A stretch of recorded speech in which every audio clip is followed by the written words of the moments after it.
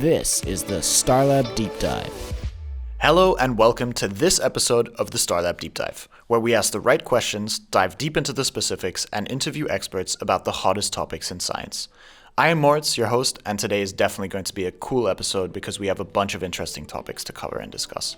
We are going to be talking about science and whether it has an image problem, the future and how we can get young people more interested in the field of science, and we're going to be covering some of the topics brought up by the inspiring stories I've been lucky enough to hear over the past few podcast episodes.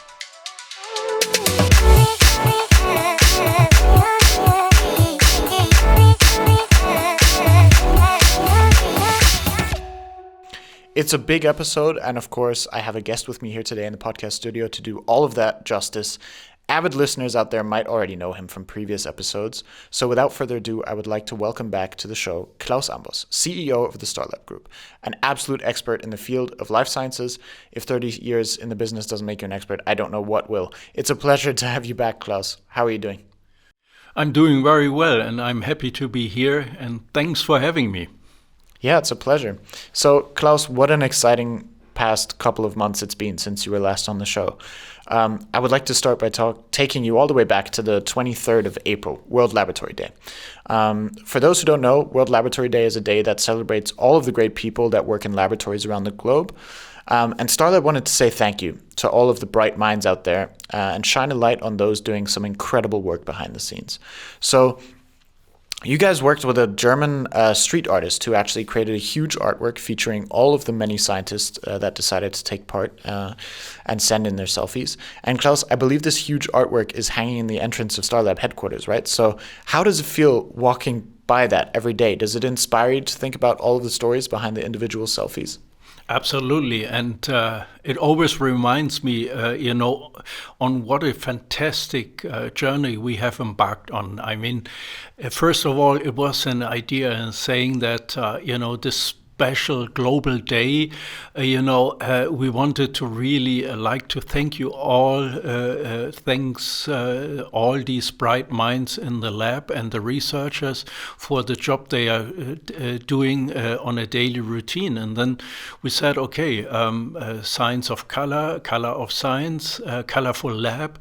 Our vision is to bring color to the lab, and we said that all fits perfectly together. So, and then finding an Hamburg artist, to paint this wonderful painting for us was also, something that we have hoped, but we weren't sure if we could make it. So finally, it is now in the entrance of the Starlab headquarters, and I'm always very happy when I come to work and see this great painting, and it reminds me to all these fantastic stories that we have heard and listened to, and also with our latest or former podcasts, but also much more stories that were sent in to us, Starlab. And I would say that if I had known that before, that it would be such a great journey to embark on, we would have started that much earlier.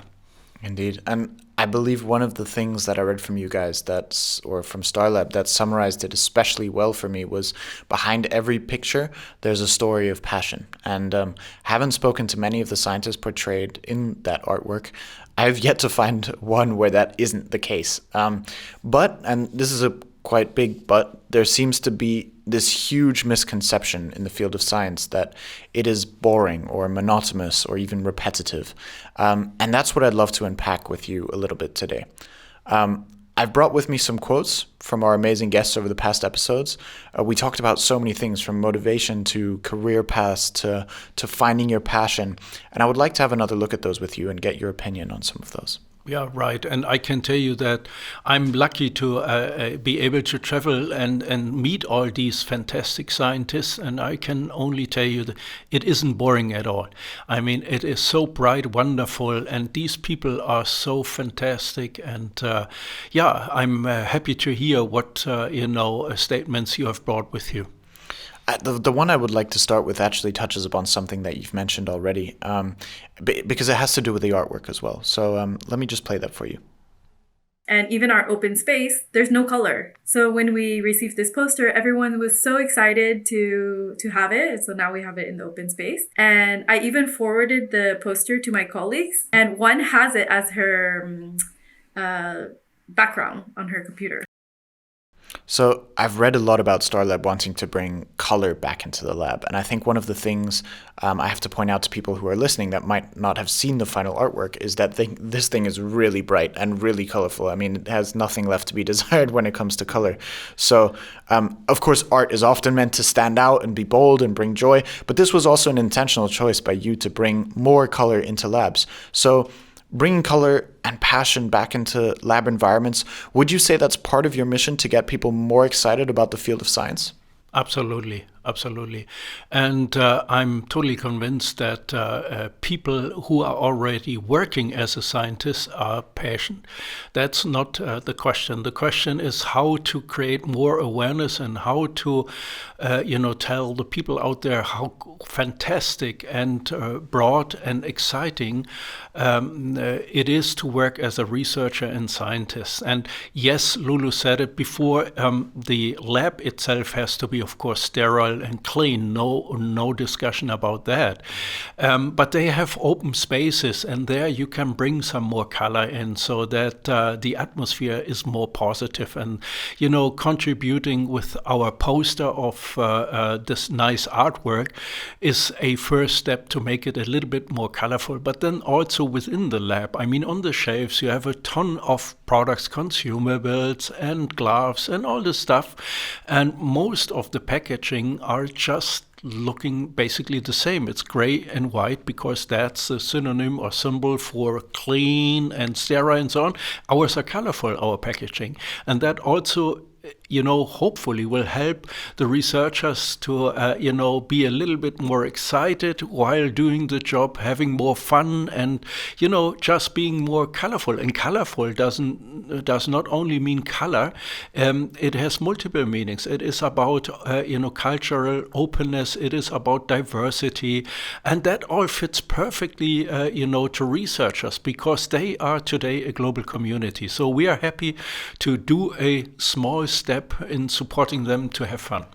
I really like that message, and I think Lulu also said this in her podcast episode, that a lot of her colleagues are very, and her included herself, are very, very creative. So they paint, they do art and things like that, and none of that is reflected in these open spaces, as you said, and of course not in the labs either. So I think it's a really important step to have the passion and also the personalities of those people doing such important work in laboratories around the globe also reflected in their work environments. Absolutely. And we didn't want to do anything artificial. So that's why we invited and involved the researchers. It's basically a summary of what they have given us as a feedback, and also see the selfies that were sent in, and then the artist who made a great painting out of that. That's nothing artificial. It just represents the daily life as a researcher, and we want to continue that. Mm-hmm. Like you already said, the daily life of a researcher, I think there's a huge misconception as well that I heard from everybody I've interviewed so far, that science is sort of very, very monotonous. And one of the things that was brought to my attention through the past interviews is that it's actually quite the opposite. It's very interdisciplinary. And I'd love to play a quote from Ray at this stage. Everything's sort of interwoven, really. It's not really that much of a difference between one thing and another science-wise. It's like you don't have to stick to one discipline, have a hand at many different disciplines. You've just got to approach it in a logical way, I suppose. So Ray is pretty much the perfect example of this, and to anyone out there listening in who hasn't listened to her episode on the Starlab Deep Dive, definitely go have a listen to it. Ray has probably one of the most interesting career paths I've ever had the pleasure of hearing about. But Klaus, what do you think? Can science becoming more interdisciplinary in the way she describes help it become more interesting to a younger generation? Basically, it needs to be like that. I mean, Ray said it very well, that, in order to find answers to complex questions of diseases, you have to work interdisciplinary. And not only that, you have to work global, and you have to exchange all the experiences you have. I mean, see, if you look back a decade, I mean, everybody was basically sitting in his own room, doing his own research, not telling anybody, and making sure that if it is successful, to be the first to publish.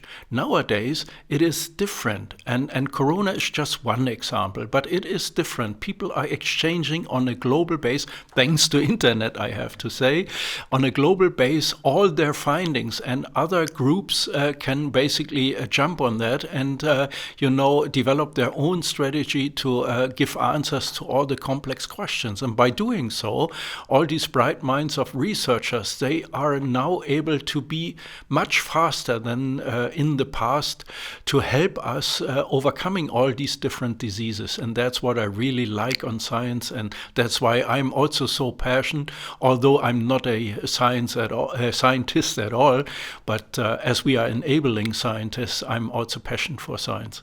Mm-hmm. I also have another quote here from Daniela on this topic. Let me play that for you. Disciplinary, I think, is the real, is the key word for science, because as I said, also in different experiences in my life, I think if you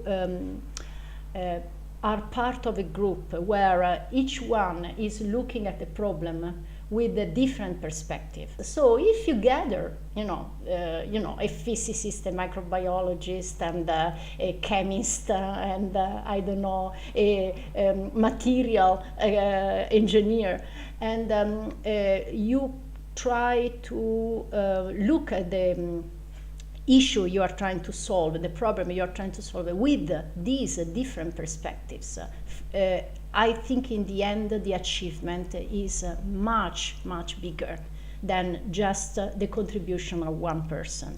And I think you said something really important about this, Klaus, that might actually be one of the reasons why we're seeing science speed up and generating faster results because of this interdisciplinary approach. And I really like this idea because it also means that teamwork is becoming more and more important in science, of course. And one of the key things that people think science is lonely or monotonous. And this actually proves the very opposite, and that you're not spending hours by yourself pipetting, but you're actually working with a global community, like you put it, at working on the next solution. And I guess you as well are a perfect example of this interdisciplinary approach as well, right? I think by trade you are a mechanical engineer, and now you spent 30 years in the life science industry. So would you say you've benefited as well from this interdisciplinary approach in science? Absolutely. And, the examples we have now given, in the past 5 minutes are clearly showing you that it is a global team today in science, and people are coming from all over the world. And they have two things in common. First, they all speak English, not naturally as a native speaker, but they speak English so they can communicate well. And the way scientists speak is basically a global language, so they understand each other even if the topic is complex. And again, having the internet and having the new understanding of intercultural and interdisciplinary exchange, that makes us nowadays so successful in solving these complex questions of diseases. And yeah, honestly, I have to say, in Starlab, we also have to make sure that we work as a team. Nobody can win alone anymore. It's not possible. It's too complex, and you cannot be an expert in every single field. So people nowadays have to be able to work in a team. They have to be open-minded and communicate well, and they have to actively listening to the things other people are telling you. And even if you have a different opinion, at least making sure that you balance out all the different opinions and find out the best solution for everybody is the same in industry as in the scientific world. So I cannot agree more on what has been said in the last 5 minutes. So everybody's pretty much debunking this myth of science being a solo, a job for a lone wolf, basically, where you just spend time by yourself, you do your own thing.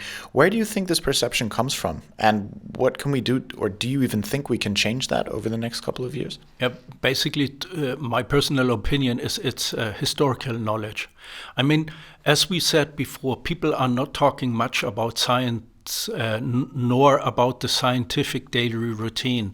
And people have in mind what they might have seen on television in the past, lonely scientists sitting in a lonely lab and making their own experiments.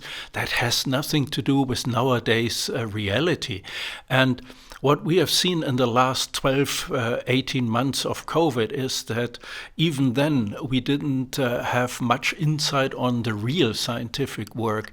And so for me, it is a no-brainer that people out there believe that's boring and not really an exciting job to go for. And the only way how we can change that is to create more awareness and to communicate much more. Mm-hmm. I'd like to play for you this quote from Gary here as well, who said it in very, very beautiful words as well, what science means to him. I would absolutely recommend going into scientific research for the life experience. You meet so many people, you learn so many things, you get to travel to places all over the world to meet these people. If not at the moment you don't, but you will do. If you want to broaden your mind and you want to experience things, go into research, and especially biological research. So I really like the way he put this, because it just perfectly illustrates how the image of science, you being alone, stuck in a lab, pipetting by yourself, is just factually wrong. It's quite the opposite nowadays. It is wrong. Yeah, absolutely. So I also wanted to look at another aspect of it all with you, and that was brought to my attention by Indrani, who talked a lot about, how the motivation behind science and for her motivation behind going into the sciences. And I have a quote here for you that I'd like to think about with you. And it happens more often than we would expect it, that things don't work out in the first go. And then that's really challenging, and it really inspires and it makes me curious to find better ways or other ways to try and get answers to the questions that we have in our mind. I mean, in the end, we all want to do something for the society and give them back, right? Wherever we are working. And as scientists, I think it's our job. So I found this a really inspiring quote, and that's why I picked it for two reasons. First of all, I really like the way that she pointed out that problem solving in the first passage is sort of the main part of being a scientist. And also the second part, that her motivation to go through this problem solving over and over again is because scientists' job is to do something good for society. And she wasn't the only one that mentioned this, actually. So do you think that the benefit to society aspect of science needs to be spotlighted more? Or do you think that maybe just the past year has shown us quite clearly that what scientists do for us all, or do we need to push more information out there to people about all the good that scientists are doing for us? Yeah, first of all, I like very much the statement of Idrani, because that really is representative of many statements I've heard from other scientists as well. And the great thing in being a scientist is you don't have to worry about purpose, why I'm doing that. It is so crystal clear, because you are helping the society to find solutions against all these diseases. And at this point, I might want to say that it's not only about COVID. I mean, that's today in all of our minds. But, science is so much broader. Think about cancer. Think about multi-resistant bacteria. Think about, diabetes and all this stuff. And I mean, many of you might remember the first time where we were able to extract DNA and to multiply it in PCR techniques. The first murder was then arrested, and his case was 10, 15 years ago. All these cold cases can now be reworked. It's all science. Yeah, they found the Zodiac killer, I believe, as well now, Exactly. just recently, didn't they? Yeah. So it is for me no wonder that people who are working in science are very proud of the purpose why they are doing that. But again, and we have pointed it out earlier, we need to create more, society awareness on these jobs. And honestly, I mean, in younger years when you're at school, currently our system is not really paying into that. It's not paying off because many of these teachers have a very old-fashioned historical, understanding about which experiments to be shown to the young pupil in order to make the science job attractive. That has nothing to do with modern science. It is so bright and so fantastic, and every year new tools are coming on board, new ideas, new inventions. So you never will stop learning, and that's great, isn't it? I love that aspect as well. And I think you touched upon something really important there, which is education. I think Lulu mentioned this in her podcast as well, that one of her big inspirations was, I believe it was her physics teacher, I'm not sure though, who was doing small sort of experiments in class, turning a glass of water upside down with a piece of paper and explaining why that works and things like that. And I really liked that aspect, that a lot of the people I spoke to actually found inspiration in their early years to go into science. Do you share that experience? Is that something that was the same for you? Did you have teachers that inspired you to go into the field, or how did that happen? Unfortunately not, I have to say. So, I was really not interested back then in physics and chemistry. I never got a foot in the door in these disciplines, but I had a great teacher for mathematics. And I guess that was the reason why I later on became an engineer, because that has to do a lot with mathematics. And I'm very happy that I took that path, basically, because it helps me to, even today in my job, to be very structured and to be able to cut a complex topic into slices. And but if I would have the chance again to be young with the knowledge of today, I would immediately then, take the path of becoming a scientist. And because of all this purpose, because of all what we can do for society, that would be a no-brainer for me. So that's why I'm so passionate for science. But my way has been different. But as you said before, I'm more than 30 years now in the business with life science, and I love it. I think it's fascinating how it ends up that you look back and you say you would have probably taken that path, but you found your way there anyway. So I think that's a really cool story. I'd like to also touch upon something that you mentioned before. So of course it's not only COVID that people are studying in labs around the world, although that is obviously top of our minds right now. And I had a really cool conversation with Oliver Czenka, head of the Hamburg School of Life Science. And he obviously is right at the source when it comes to the image problem in science. So I'd like to play a quote for you from him here. ETAs are not only working on corona pandemic, but they also work on cancer therapy, on atherosclerosis, on diabetes, all these kinds of stuff. And that's not boring. This is so important for the people who deal with these things. And I can only say, please, people, look at these.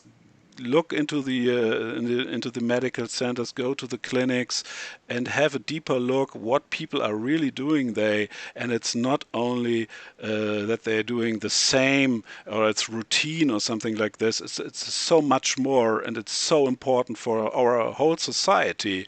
And I think that's why we come back to the image problem. The society needs to see how important science and people working in the lab really are. So for those of you who don't know, Starlab actually also did a whole study on this image problem in science, actually. And I believe you held a press conference with this with Oliver Czenka together, correct? Yes, absolutely. And I cannot agree more on what he just said, because it is for me obvious that if nobody is, having the awareness of, how important science is for our society, how should they then think that this is a great, place to be? Mm-hmm. And did the results of the study surprise you at all, that the researchers are rating their jobs as attractive, but know that they aren't seen as attractive by the general public? Is that something that shocked you? No, not really.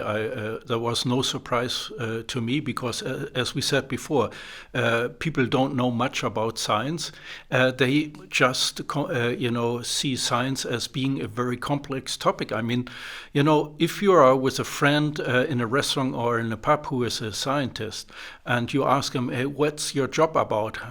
I guess you often find yourself in a position that you say, oh, that's quite complex, and that's not a great topic to dive deeper in, because there are so many words that you might not have heard before.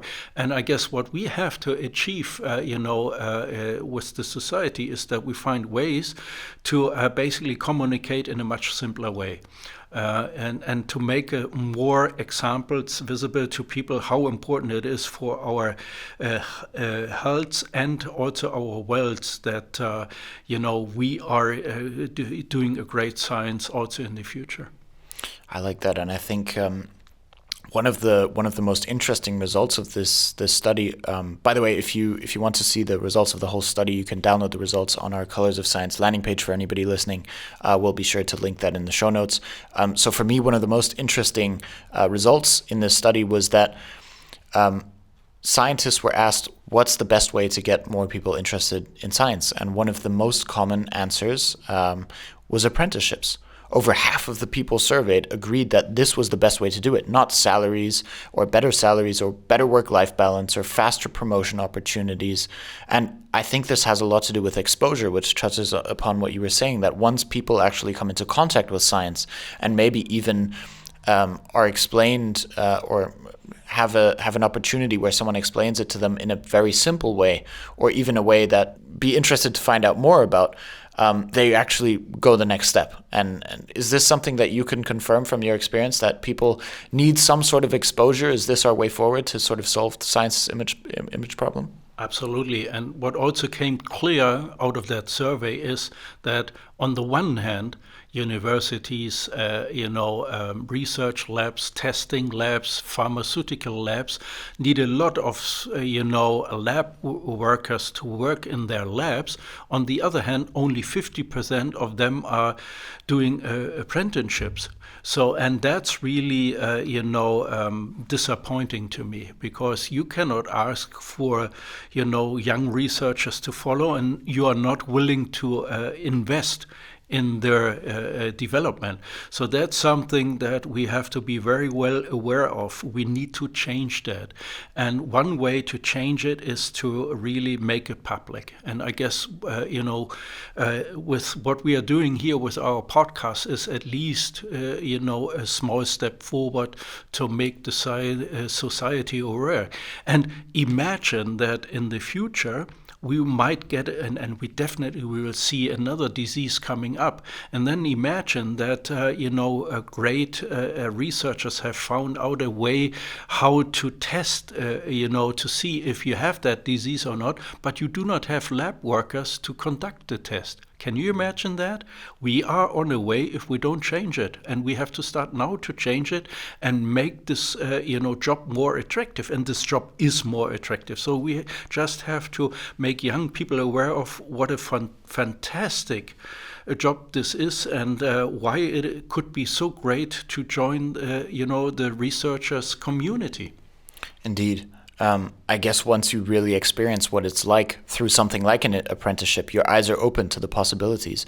I believe Indrani also mentioned this in her podcast, that it was even after her master's that she started to realize all of the different interesting areas that research was being done in. Mm-hmm.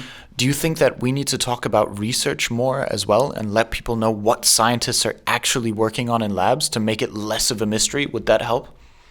Yes, absolutely. And I guess we have to find new formats to get in touch with all the young people. And these are definitely the new media.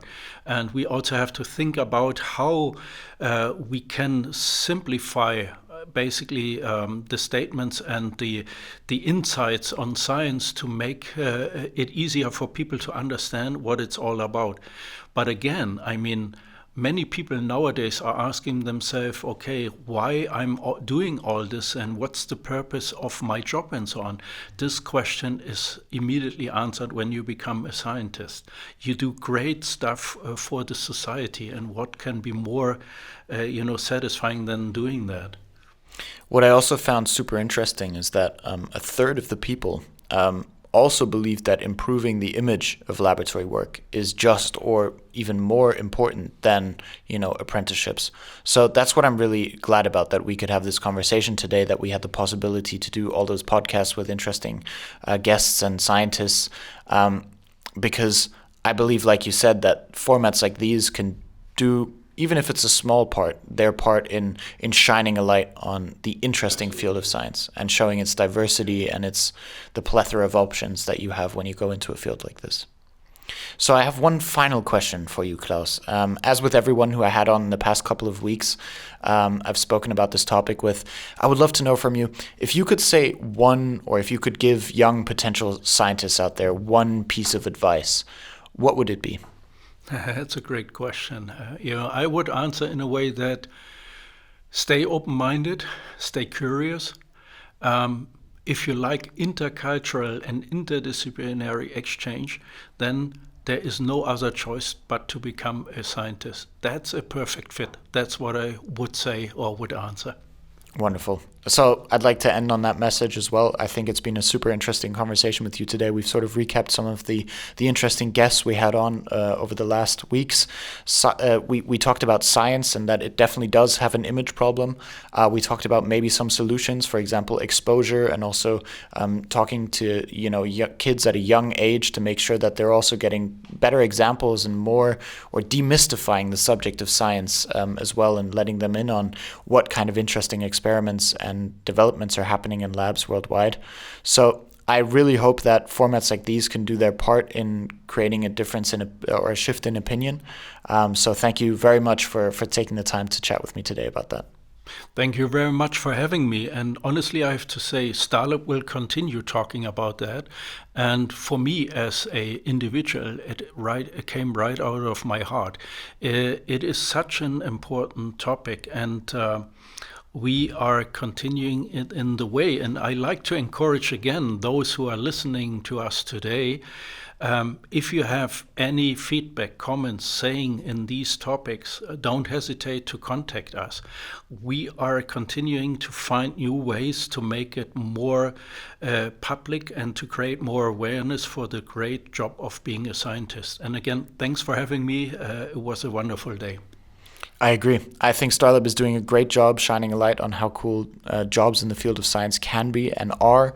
And I really hope that we can begin to shift some perceptions away from the boring image. So thank you also to our listeners out there. I hope you enjoyed this episode. Also, make sure to tune in next time, where we will be interviewing another interesting guest. If this is your first time listening to an episode of our podcast, make sure to head over to your podcast player of choice, give us a follow or a rating, or even drop us a line at Starlab International on Instagram and let us know what you thought.